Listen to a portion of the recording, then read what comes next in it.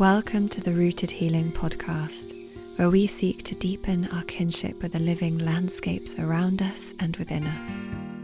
This is a space where stories heal with words that weave us closer to our wild and interrelational nature, where we explore ways to root down intimately with the land, ecosystems, communities, and practices that help us heal, reimagine, and co-create the world we remember to belong in.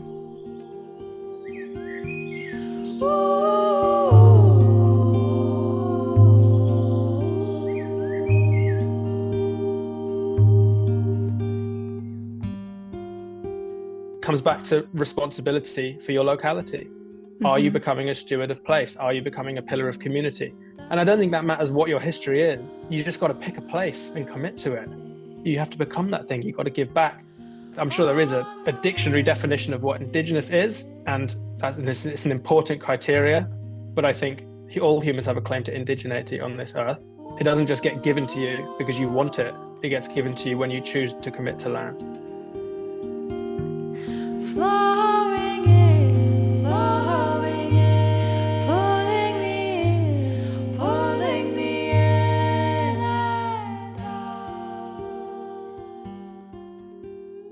Seth Hughes is driven by a determination to remind humans of their intrinsic relationship with the natural world.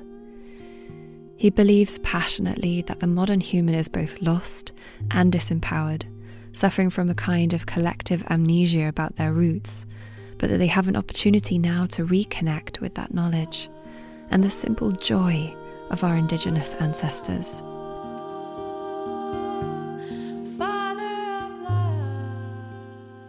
Seth's professional background is in filmmaking, but more recently he decided to adapt these skills for his own brand of digital storytelling. Sharing stories on social media of our ancestors, of foraging, of folklore, and of the pleasure to be had exercising in wilder places, his videos have struck an emotional chord, frequently garnering millions of views. In addition to his filmmaking and digital storytelling, Seth runs a men's group in Cornwall where they connect with each other through natural lifestyle practices such as barefoot running, tree climbing, and movement play, helping men to emotionally ground themselves in nature. Seth is one of our special guests on our year-long slow study course, Deepen Your Roots, where he'll be joining us during the module Courting Your Local Flora and Fauna, where we'll explore deepening intimacy with the edible and medicinal beings within your bioregion, re-enchanting our ancestral threads through folkloric foraging, apprenticing with a chosen plant or fungi ally, and finding the songs and stories woven within the stems and roots. Deepen Your Roots spans 13 moon cycles, weaving deep ecology, the work that reconnects, and a folkloric and a mystic exploration into the ecological self rewoven with place. It is an intergenerational calling into bioregional guardianship and the cultivation of profound belonging. Throughout the programme, you will have the opportunity to explore and develop offerings to nourish your ecological niche and bring your medicine forth into the world. You can learn more at rootedhealing.org/deepen, and we can offer you 10% off if you enroll before in bulk, which is the start of February, with the code DEEPEN10. And we are returning this summer with our gathering Ancestral, where we embody the ancient ways of our indigenous ancestors, the ones who lived in full relationship with the landscapes, and through the animate landscapes, roundhouse councils, ceremonies, and intimate village life, we access their wisdom and guidance for these turbulent times with new and ancient eyes. This gathering is so close to my heart, as it is nestled in my homelands of Cymru, in Eryri, North Wales, at the most magical place in Celtic rainforest and at the foot of the mountains. And it is an experience I feel stays in the bones for a lifetime. I'd love to quickly read a testimonial or two from last year's Ancestral to give you a sense of how people felt after inhabiting this liminal yet wildly rooted ancestral village. I describe this experience to other people as it feeling like I lived this whole other life, had this whole other family, whole other home. I like to think maybe in another life that we did all live like that together, not just for a week, but for our lifetimes. Ancestral is so magical, connected, and restorative. It's an authentic way of living in harmony with people and nature. The ceremonies were extremely powerful and moving. You could feel the collective magic in the air, as if when tension is so thick you could cut the air with a knife. It was the same thing, but in a totally opposite and pleasant way. It's nourishing for the soul. And that's from Louis Lovegrove. And Jennifer Camo, who came over from the States, said, "Ancestral gatherings with rooted healing are an act of restoration on behalf of all life." Veronica and the wisdom keepers and space holders who contributed to her vision wove us into deep relationship with the ancestors, earth, and her beings. I experienced the mighty medicine of reconnection in an enchanted, verdant, and ceremonial place through immersive stories, songs, ceremonies, forest and ocean food, sacred craft, and pilgrimages upon the landscape. I found myself coming home to my wild, creative, mythical self and flowing back to an interconnectedness with life that most humans have forsaken. Upon my return to Turtle Island, North America, I can feel what others claim they see in me. I'm settled, nourished in my cells, and trusting that the way of the ancestors has been rekindled and will stay with me wherever I dwell. If you're not familiar, Lila June is an author and activist of Dene and European heritage who has written an essay called Reclaiming Our Indigenous European Roots, where she talks about the tendency to reject European heritage as a Dene, but that she had a profound experience during a ceremony where her early European ancestors came to her, which I'll link in the show notes because it's so moving and I highly recommend that you read it if you haven't already. And I'm just going to read a snippet as it feels so alive with this conversation with Seth and also the Gathering Ancestral and our work in general. Quote, "These grandmothers and grandfathers set the ancient medicine of Welsh bluestone upon my aching heart. Their chants dance like the flickering light of Tuscan cave fires. Their joyous laughter echoed on and on like Baltic waves against the Scandinavian shores. They blew worlds through my mind like windswept snow over alpine mountain crests. They showed to me the vast and beautiful world of indigenous Europe. This precious world can scarcely be found in any literature, but lives quietly within us like a dream we can't quite remember." And she later continues, "The great sacred motherland of Europe is still alive and breathing and waiting for her children to come home.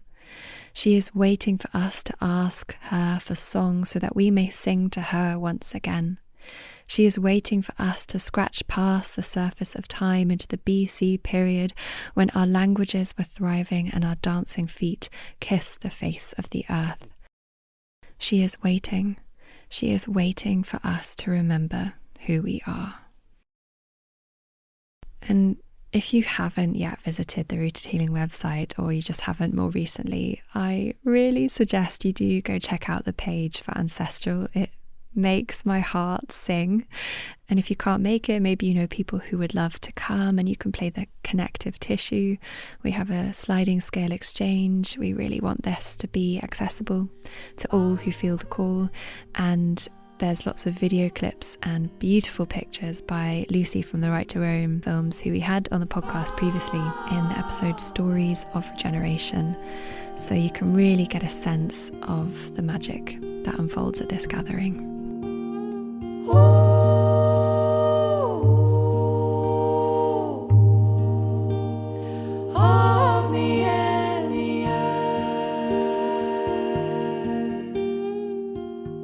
So this episode with Seth, it nourished me greatly, and I definitely suggest checking out his stories if you're not already familiar.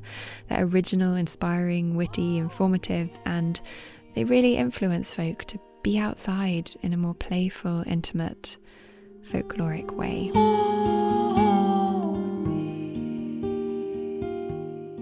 I'm fresh out of the sea. The waves are like huge and beautiful and blue today, and I just got really bashed about by the ocean, and she was excellent. It was just, yeah, it was really nice when you feel like I haven't been like thrown around by the sea like that for a long time, and super blue, and there's a huge seal and loads of gannets diving. It just felt like really alive.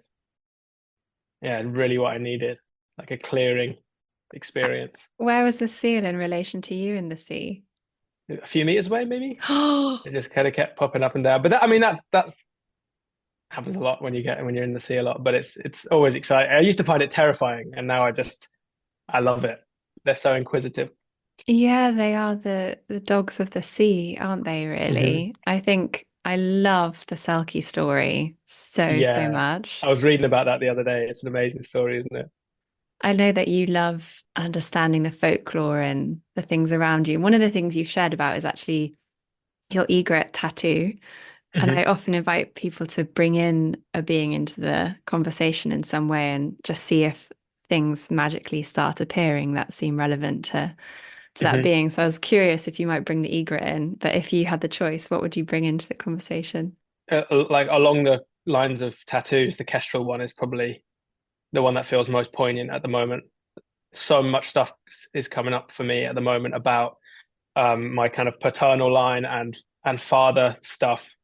And the tattoo I got of a kestrel, I got a few days after my dad died, basically, and it really represents him because he did a watercolor painting of a kestrel that hangs at my grandparents' house, and then me and my uncle, his brother, got that tattooed on each other the week after he died.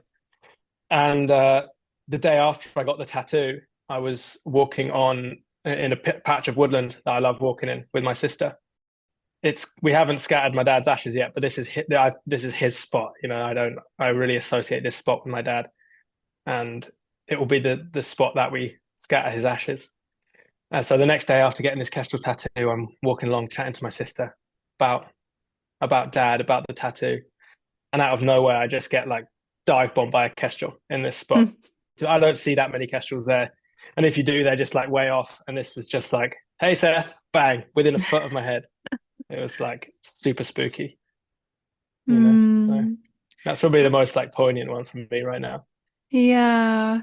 How has it been moving through only your second winter since your dad's death? I mean, how are you? How's your heart? My heart feels intense, I think, you know, and can be quite like muddy sometimes, like not loads of clarity all the time, but when there is, it's like more potent than it has ever been. Both last winter and this winter have both been really nourishing times for grieving. Last winter even more so, but I'm experiencing quite similar stuff this year as well. But it's not yet. It's not straightforward. Like it's still such early days. That's what I kind of have to keep reminding myself is that it's like so much. All of my life has been with my dad, and now we're only in year two of not my dad. So I'm still a child when it comes to this grieving process. That grieving process is really in its infancy, and I'm just staying with that a lot. Like I'm just dedicating a lot of time to that. It feels like when someone dies, it's like you've got someone you know on the other side. To me, it feels like they've integrated back into that landscape. So it feels like a constant observation of you through things, you know. And I just see kestrels all the time, everywhere I go. And that's just one kind of way that I kind of think of my dad appearing in my life. I just feels like it makes the communication stronger. And I just see him in it all the time. There's kind of no other way to describe it than that. And the places that I really associate with him, he just feels really alive there. Just feels really beautiful to go back and connect with him in those places. Hmm. I was listening to a podcast recently with Andrea Gibson, and they were sharing about this feeling of when we die, people often question, are we still here in some way, or are people still there Hmm. in some way? And they were saying, I think we're more there. Mm. We're absolutely more there everywhere and in a deeper way that actually feels really alive. I think that, especially when I feel Hmm. the mortality of my own dad, who's doing really well, but he's had a big health scare in the past couple of years. Hmm. I'm going to get that anxiety creep in of, oh no, what if he doesn't meet my future children? And, Yeah. those kind of earthly, relational, family Yeah, totally. things. But then I'm really comforted by that feeling of, but he'd be more there if that, Absolutely. yeah. It's just a gift, it's just shown me so much. It's been the surface level wound that's allowed me to see so much, like so much deeper into that wound, and allowed me to uncover so many things. And without that like jumpstart, you can't see it. So many of the best things in my life have happened since he died. There's nowhere to go. We're coming in and out of the same place. There's not really anywhere to go. So I just don't really think he's gone that far. I feel very fortunate that so many of our conversations throughout my life with him were conversations about death and what that means in the kind of the grander, more like in the greater flow of life, really. And virtually all of our conversations would be on that topic, really. And I always pictured myself sitting at like another family member's funeral, kind of winking at him, like kind of we got this. And kind of it's funny retrospectively realizing that all those conversations were preparing me for his death, not someone else's. And Mm. that I feel so fortunate for that I had a father that I could speak to him about with all of those things. So the point at which he died, I was just like, well, we've chatted about this, Dad. I know where you are. It's just really beautiful. And I know generally your connection to land and place is fueled a lot by this feeling of ancestral kinship or ancestral ways of relating with the land. And a big theme of how you're sharing this sort of storytelling, you're putting so much beautiful creativity and energy into is addressing this need for our belonging Hmm. within and as part of nature. At what point did that really come alive for you? And what is it about the ancestral thread that speaks to you? I grew up thinking that there was no such thing as connection to land in Western Europe, that there were vibrant, vital places filled with community and ecosystems around the world. Those places existed largely in like tropical places, Mm. and places that were less kind of taken over by capitalist and industrial processes. And I was like, if I ever wanted to feel connection to the land, I have to go and do that in a hot place, because that's just like that was kind of how it was presented to me, kind of just in the media, if nothing else. And as I started to kind of uncover history in Western Europe and colonization and just kind of how things have played out over the last few hundreds, last few thousand years, it made me realize that like for the vast majority of time that people have lived on this kind of North Atlantic archipelago or Western Europe, they've lived far closer to the land than we have. Like this is just a blip. The internalized memories we have of living closely with the land are so many more thousands of years longer than the memories we have of not living closely with the land. So it's just like I just know that that's in me somewhere, and you just got to just keep peeling away layers to find it. It's just I've always wanted to feel like I belong somewhere. Mm. That's all. That's really what it is, and I think that's a really basic human craving in countries and civilizations that are devoid of community and nature connection. You look for it in weird places initially, and then eventually you realize maybe it's just beneath the surface. Where would you say that you were looking that might have been the wrong place? Travel is definitely a Mm. huge one. That it's like it's. I'm kind of been writing a script about it at the moment, actually.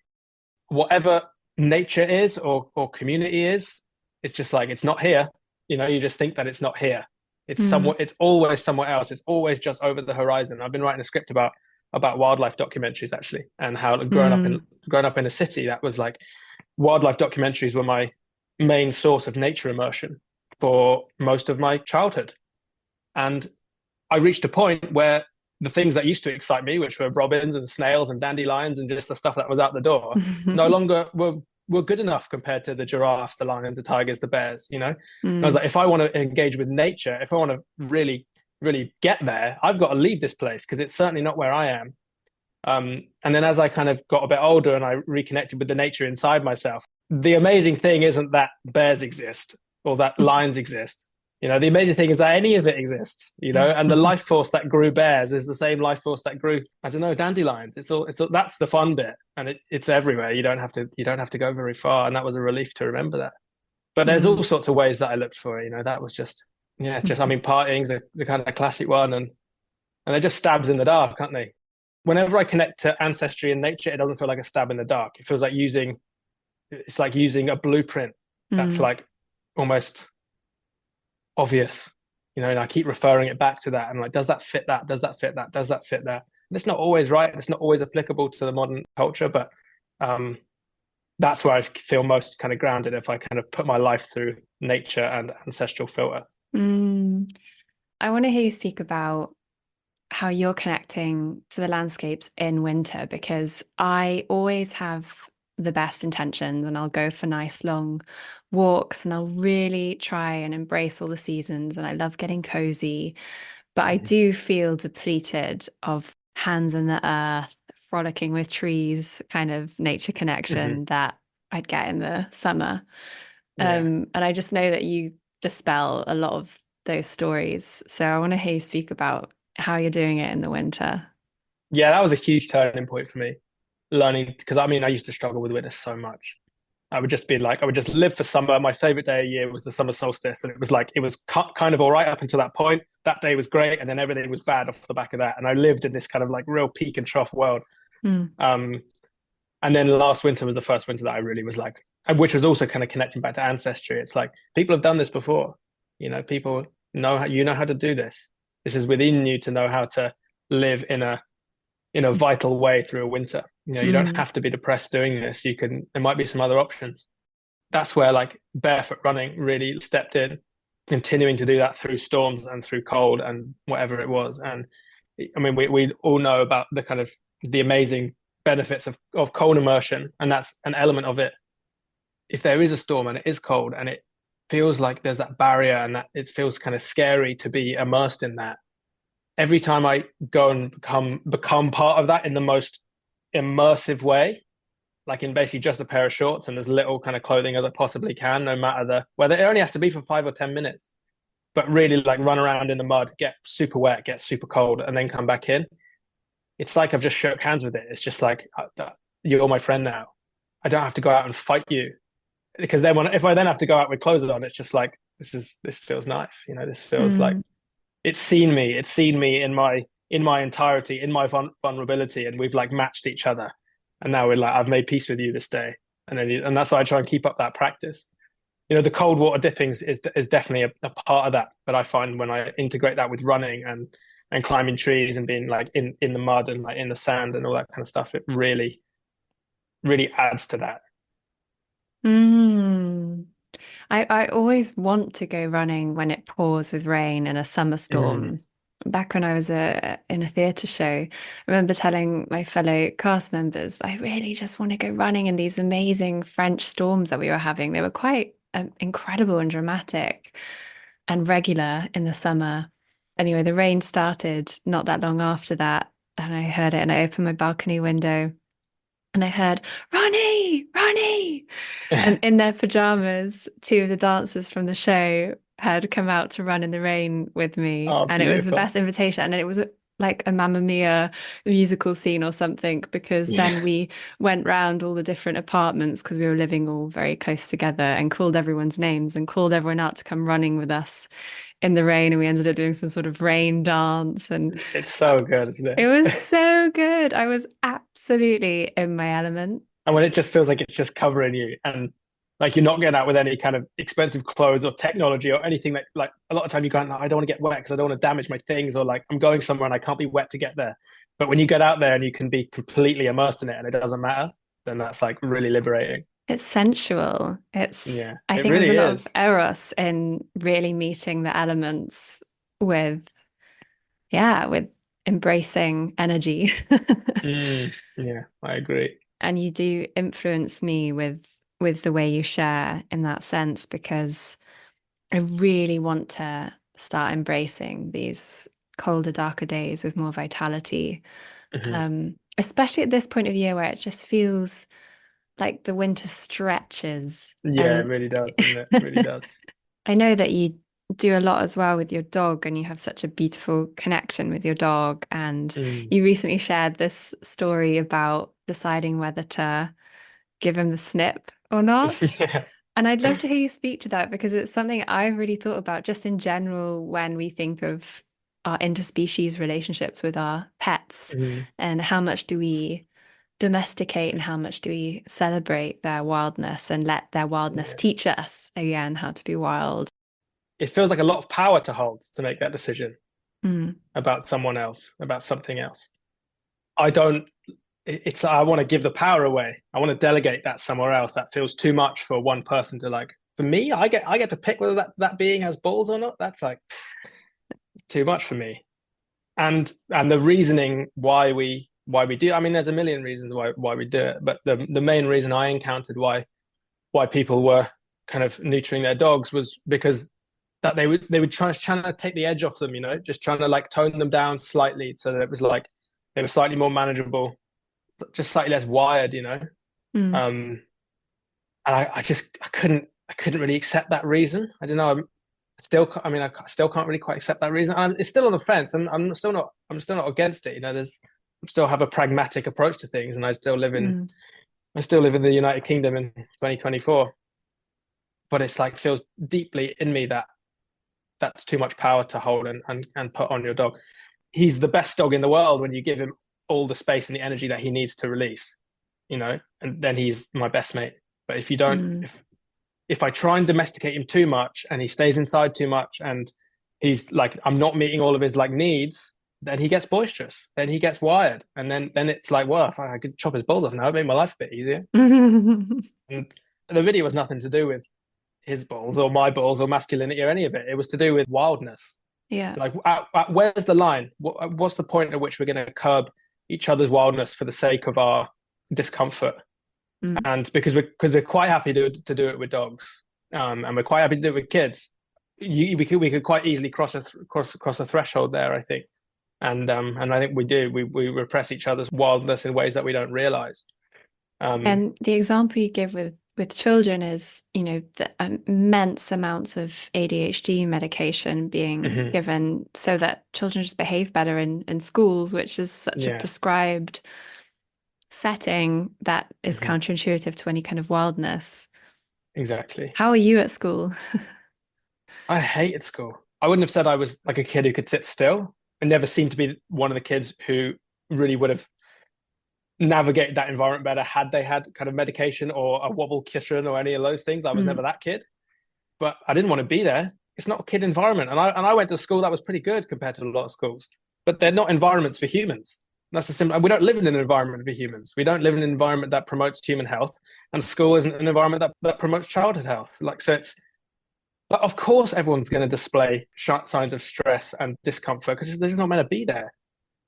oh, yeah, I find them spaces that really cultivate competition. Yeah, Mm, this, and I always understood, okay, well, that's just a part of being human, this competitive nature, but actually, more evidence across our human history shows we've got a huge capacity for cooperation and mm, really cultivating the polar opposite to competition.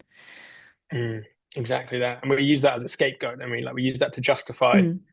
exploitation. We use it to justify being rude to each other because we just go, oh, it's human nature. It's fine. It's like it's a really, really good scapegoat, and capitalism needs that scapegoat in order to continue. So, yeah, I hear you say we've built these unhealthy structures. Would you say that's because they've dismantled this original village and the original hearth and that original togetherness? Or what is it that you're speaking to when you say that it is unhealthy? To be in full health is an incredibly rebellious activity in today's world. You know, to be Yeah. clear and healthy is like if you're even 50% there, I mean, you're doing well. because it's like everywhere you look, you can't get away from it. And the foundation of the economy is built on people's poor health, in my opinion. Mm, So it needs that to be true. The system requires that to be true. We can blame every single individual person for having poor mental and physical health if we'd like. That's one way that you can look at the problem. I use the analogy of the penguin in the rainforest. You take a penguin, you put her in the rainforest, and she starts to show signs of poor health, and she's like doing weird non-penguin stuff. And an insane person would go, "That's the penguin's fault," And a reasonable person would be like, "Just take her back to Antarctica, take her back to the group of penguins mm, where all her food and community is." But we have so much amnesia around that we forget that we're not home anymore. And we don't even have the home to go back. We don't even have the Antarctica equivalent to go back to necessarily, So we're in a process of having to remake our home. mm. But a lot of people want to even abandon the blueprint of our original environment. We go, Yeah. we're not like that anymore. We're not even hunter gatherers anymore. We're not people who live closely with the land. And it's like, well, if you were going to design an enclosure for a penguin and they were in the rainforest and that was your only chance, you'd use its environment as the blueprint. Of course, an insane person would just abandon that. And I think that's the point we're at now. Like, it's mad. Yeah. Well, there's a lot of people much more focused on making it to Mars than really celebrating this earthly existence, which I find peak avoidant Yeah, exactly. coping Exactly. strategies. I love this image of the crazy penguin in the jungle. It's really sticking with me. The sort of frazzled, waddling penguin. Yeah. Is often how I feel. Yeah, yeah, exactly. The example also of house cats. I've done Mm. a lot of professional house sitting, little side hustle of mine. Right. And the amount of house cats that I watch with such sorrow in my heart because their Mm. weird behavior, I can just see how connected it is to their wilderness and to the suppression of that wilderness and how scattered and manic they become. I Hmm. think house cats are often very manic. They are. Yeah, yeah, they definitely are. It just gets so normalized, isn't it? We don't know what normal is in some ways, because you just observe cat. That's just a cat. So you go like, that's a cat, and you go, well, that's just human nature. We're all competitive, and we just don't have any context anymore. We've lost the original environment. So how do we find that blueprint? Because we've spoken about this before. I know that I want to live in community and with the land in a very intimate way. And in many ways, I've experienced it because I grew up on a farm and I've Hmm. really tangibly tasted what it feels like to have a certain, 50-acre radius that is my sense of place. But we're also still, using iPhones and driving Hmm. around and trying to find our way with a point in time where it's pretty impossible unless you are working for a big corporation to Hmm. actually own that kind of land these days. So, where are you with that process of meeting the edges between two worlds? That's the name of the game today. It's 1 foot in one foot in the other, and I battle it all the time, and Yeah. particularly phones. Every time I just forget about that, and I just go like, that bit doesn't matter right now. Stop thinking about your iPhone. That's not solving your problem. Then I can move again, and it unlocks me. The place I'm at right now is that I just think it's not exactly about like everyone going and getting like their patch of land and living off that bit of land. Mm, I don't think that is maybe a viable option. Where I'm pouring my efforts at the moment is into community and like masculine leadership and promoting the health of men to be pillars in their community, even in the communities that we do have. Like, I live in a town with 20,000 people. The community is pretty good, but it's not like everyone on the street knows each other. It's not like everyone can rely on each other. It's not like there's like elders in the community that you'd go and not for me anyway. So I think it's just about cultivating that wherever you are. The answer to me is being like hyper obsessed with your local environment, mm, community and ecosystem, which are the same. They're the same thing. Instead of being like, oh man, my idea of success is to be able to see an elephant in the wild and to travel around nonstop. My idea of success now is like seeing the bumblebee down the road and having a close relationship with the old person next door, which is hard to do when you like scroll on Instagram and everything's like super exotic and grabbing your attention. But it's just a reminder that it's like, build that strong foundation here. Mm. that's all you're expected to do, and that's the best anyone can do. Yeah. That's kind of the whole premise of the course Mm. that we're doing together and that you're speaking on. And I'm so um, excited about it. yeah, it's such a big theme. And there's something you mentioned the bee. I recently found a giant bumblebee dying on the ground and took it in and gave it some honey, and you see its little tongue come out and lap it up like it's the Yeah. best thing ever. And then they get their strength up and then off they go again. And there's something, oh, it's so beautiful, those Mm. moments. I mean, you so casually were swimming with a seal, whereas for me, I think once came quite close in the sea with a seal, but I've always been so afraid of the deep water. But Yeah. that would be a deeply meaningful experience to be in such close proximity to a wild animal. So I'd love Every time it's deeply meaningful, yeah. and they're just big. They're really, really big, and it's a reminder that it's just like when you're in that environment, they're much better swimmers than you. They're much bigger than you, and it's like you've got to hold that respect there. That's Mm, you're there in their environment, and they come up and they just look at you and they just stay there and they just look at you. And it's like you feel really engaged with them. I guess I've had a lot in the sea because I always think of that like in Western Europe and in the United Kingdom, there's so little wilderness. We don't have any big animals anymore. mm. Um, Not really. But the sea still is. The sea is as wild as ever. I mean, we've depleted obviously a lot of the animals there, but from a raw energy perspective, it's still it's still wild, I It mean, I really do is. want to get into more wild swimming because there's nothing really that you can meditate all you want, you can do yoga all you want, but when you're in a wild place of water with the elements, you Mm, are in the present moment and big really time. facing yourself at the same time, Yeah, vulnerably. it's a beautiful place to be. I'm Mm. intrigued by your emergent work with the masculine Hmm. because you've said about these strong pillars in our community and in society. What is the cultivation of that? What does that look like? Becoming the father and the grandfathers to the young people of the community that I wished I had, not not viewing 50, 60, 70-year olds as just old children. That's all it is really. And that takes a million forms. It's not about being super manly or super Mm, feminine or any it's just they're just ways to describe something. It's just about being initiated and stepping into the skin suit of an adult and holding that responsibility and that accountability, and not just from a perspective of like this is how you play the game in our horrible world, but from a much more like deeply rooted version of that, and being someone who I think is obsessed with locality, really becoming that person in that community that people go to.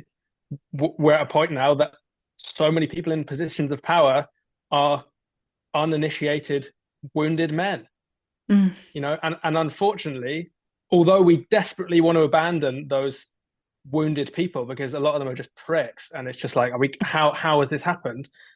They need to do the work, and otherwise we keep perpetuating that cycle.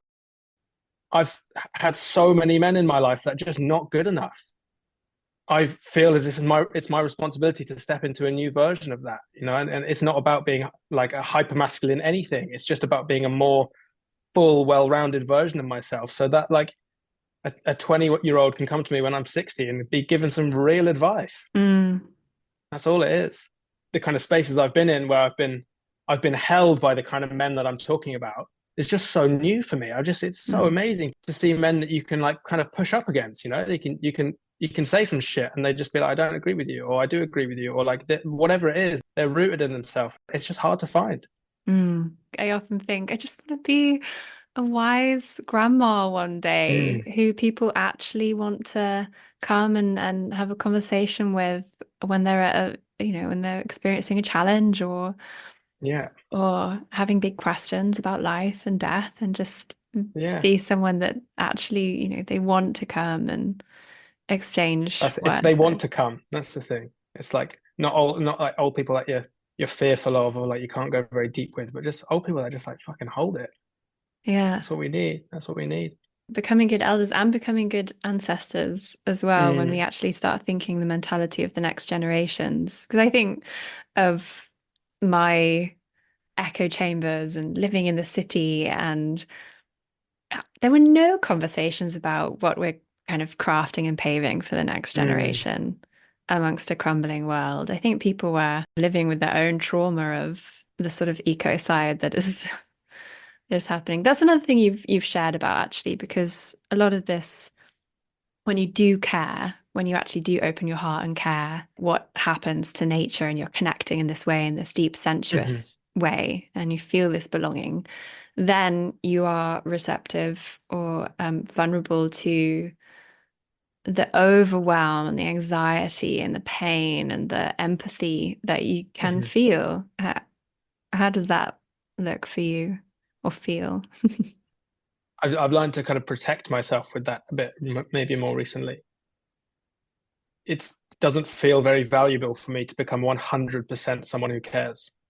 Mm, And it's about there's an outcome I would love for the next few generations and for the world to be, but just distancing myself from that a bit. I'm going to give myself to this for the length of my life at probably 50% capacity. Because every time I try and be at that level 100%, like I only care, then it becomes too much, because mm. like we are still navigating a world that's pulling us in a million different unhuman directions, and sometimes you need to like you're not gonna have to indulge in that. Sometimes you're gonna have to roll with that. If I stay at a slightly lower capacity, it keeps the energy high for a much longer period, and it blesses me with a better sense of humor about all of it. As soon as it starts to get like, oh my god, we're completely fucked, this is too much, then I can't move. I can't move anywhere. It's a useless position for me to be in anyway.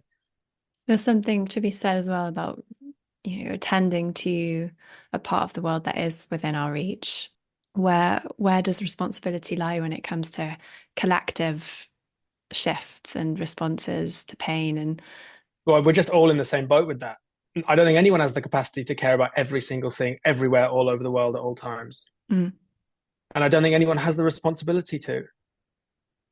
You have a responsibility to your locality, I think, and mm, yeah, absolutely a wider responsibility as well, but that should be on top. Like, I think the wider responsibility and the wider care is from the foundation of your own locality. Pour more into that than other places, and if everyone does that, then it's fine. But I don't think people do. yeah, and you're navigating with your work in a really beautiful way the realm of social media, which Mm-hmm. is such a polarizing space of use. So it's really beautiful to see you have genuine positive influence through that portal. And I'd love, because you've talked about the kestrel, I'd love you to just chat a little bit about the egret and your other Mm-hmm. tattoo. Yeah, yeah. I got that tattoo because where I walk the dog, it's on an estuary, and one of my favorite birds to see there is the little egret. They're just so beautiful. They're just so unbelievably beautiful, and they look different in so many different lighting conditions, and they're just amazing to watch. And because they're so vibrant and so white in comparison to often quite like kind of grey or green and brown dull estuary in the winter, they just light me up when I see them. And then as I started my channel, I started doing quite a lot of research about different things that took my interest on my walks. Started doing a load of research on the little egret, and I found out that they just hadn't been here that long. And there was a part of me that was like, oh God, I thought I was getting a tattoo that was like deeply rooted in my home, like I thought these guys had been here for thousands of years.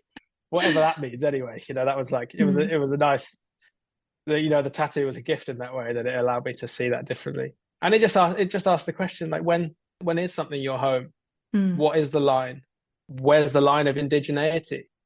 Some people that's a really clear line and they have quite strong opinions on it, and to others it might be more blurred. And mm, it comes back to responsibility for your locality. Are you mhm. becoming a steward of place? Are you becoming a pillar of community? And I don't think that matters what your history is. You just got to pick a place and commit to it. I think you have to become that thing. You got to give back. You got to give back. I'm sure there is a dictionary definition of what indigenous is, and it's an important criteria. But I think all humans have a claim to indigeneity on this earth, but it doesn't just get given to you because you want it. It gets given to you when you choose to commit to land. Mm. And with the egret, it was just like, I think of them as one of the most beautiful aspects of my walk. And I love them. And they've become such an amazing, they've integrated so well into that estuary and to so many other bits of the UK, although they've only been here like 20, 30 years in high numbers. Just made me realize it was like they don't have to be here for that long, but they've become part of that ecosystem, that community. That's what's important. That they're more embedded in that estuary than many people are even embedded in this town. Mm. But they've not been here that long, and it doesn't matter. Mm. I love that. It's a big question. One of the resources we share is ancestrallands.org, and you can look at this global map and you can see indigenous lands in different colours and Mm-hmm. find out where you're living in relation to intact indigeneity and so forth. And of course, across Britain and Europe, apart from the Sami tribe in the Scandi places, there's nothing Mm-hmm. there. And yet 90 years ago, the Kildans were evacuated off the islands north Mm-hmm. of Scotland. They were completely indigenous to that island. They had Mm-hmm. longer toes for all of the rock climbing they did to catch the seabirds. They were living on diet of puffins and Mm-hmm. seagulls. They had an egalitarian kind of social structure. They'd meet every morning and decide on the chores for the day. And yet, we have descendants, St Kilda descendants living on the tips of Scotland, and nothing on the map of their indigeneity. Mm-hmm. Can you imagine living on this island as an Mm. indigenous person, this tiny island? I just found it so fascinating when I found out about this. And then, yeah, where does it end? Having Welsh roots myself, and your family from Cornwall? Eh, Quite a way back, a few hundred years ago, but my family, all my dad's side of the family is Welsh. Okay, yeah, so Yeah, very coastal, the yeah, West, the like West Coast Celts. Britain, like Scotland, Wales, and Cornwall. Yeah, yeah, my family goes way, way, way back. And my exploration into that isn't to be like, well, I'm indigenous, Mm-hmm. I am very British. No, no. But it's just curious to me to kind of explore, yeah, where did that end? And Mm-hmm. but I think it's exactly what you said. It was when we stopped living in relationship with the land. For me, I can't speak for anyone else, but I think like humans live off stories, and you move around and you get empowered or disempowered through the stories that run in your head, and the story that runs in my head when I connect more deeply to ancestry and think about how people lived in this land, that makes me a better version of myself. It makes me better in community. It makes me have better relationship with the land. It makes me be able to run through storms in the middle of winter and absolutely love it. It makes me a better son. It makes me a better brother. It makes me a better version of everything because it makes me feel rooted. And I think so many people are just flying around. So it's like whatever word you want to pick, it's like I feel connected to this land, and that story makes everything in my life better. Mm. Yeah, and also the artistry and actually the diligence that's required to cultivate that belonging, wherever, whichever land you're from, wherever you are, like you said, it's picking place and reimagining a loyalty to place and an ethic with place Mm-hmm. that we find that deep belonging again. Mm-hmm. And I've recently found this word, hiraeth, Welsh word, that longing, or maybe even a spiritual longing for a home that Mm-hmm. you can't return to. Or some have said it's specifically about Wales, Mm-hmm. Cymru when you're away, wanting to, this longing back, but also it seems to take on a bit more of a sort of bardic, mystical edge of just knowing that you once belonged to a place and Mm-hmm. longing and being nostalgic and yearning for it again. That's, I think, what's driving our work, isn't That it? word really sums it up absolutely, and that word is one that I got taught by my dad, and I just made a surf film from the Outer Hebrides. I was in the Outer Hebrides this time last year, and I made a surf film, and it's called Hirai, and Mm. that'll be coming out in February. And my previous film was with the same guy was called Kinevin. Have you come across that word? Kind of, yeah, that's also Yeah, really beautiful, isn't it? It's, kind of demonstrating a close relationship with place, like the yeah. environment that you're most naturally acclimatized to. And they have like a similar feeling, but that Hiraeth word has more of like a nostalgic, almost melancholy feel, I think. I feel like it's tattooed all over my heart. It's been a big theme. Yeah, big to me too. I have deep respect for the work you're carrying and weaving. Thank you so much. I have deep respect for you too, and it's feels so grateful to be on this podcast and to be like associated with your program and to be facilitating on that. If you found resonance with this conversation and the themes in this episode, please do head to rootedhealing.org/deepen to learn more about our year-long slow study course. That's enrolling now. Again, you can have 10% off with the code DEEPEN10 at checkout. That's in capitals, and I'll put that in the show notes. And you can really get a sense of what is being born forth here, this multi-generational calling, not only becoming bioregional guardians for our communities and ecosystems in this moment in time and finding our active hope, but really creating beautiful pathways forward for the generations to come. In the trees I am whole when I feel the breeze blowing through my hair. And I will stand on the mountain, I will howl to the moon, I will hear the call of my sisters of the womb, I will hear their song singing through me. They say when you are home, home in your body, you will be whole, no longer lonely. When you are whole on this earth, you will be whole unto yourself.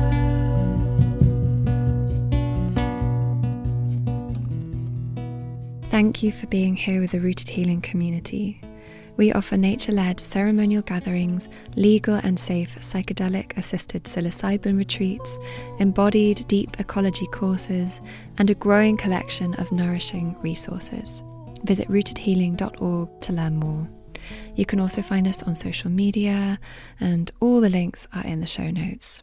There are some wonderful acts of reciprocity and cross-pollination that you can do if you are enjoying this podcast, which will help others heal and connect, inner and outer landscapes.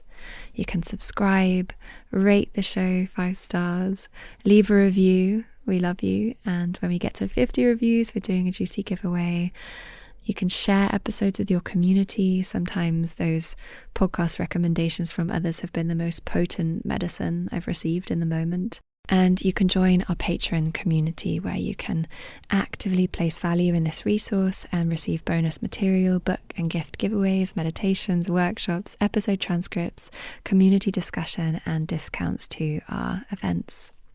Your monthly contribution helps us cover the costs of running the show, and our hope is to gather enough abundant gifters to really go the extra mile with this podcast. These acts of connection support this work. Thank you. The music in this episode was gifted by Bonnie Medicine from her latest album, Wide Open. I adore this album. Go check it out. If you'd like to gift your music to the Rooted Healing podcast, please reach out via the link in the show notes. I'm your host, Veronica Stanwell. Thanks for listening. When I am whole, home in my body, I will be whole, no longer lonely. When I am whole, home on this earth,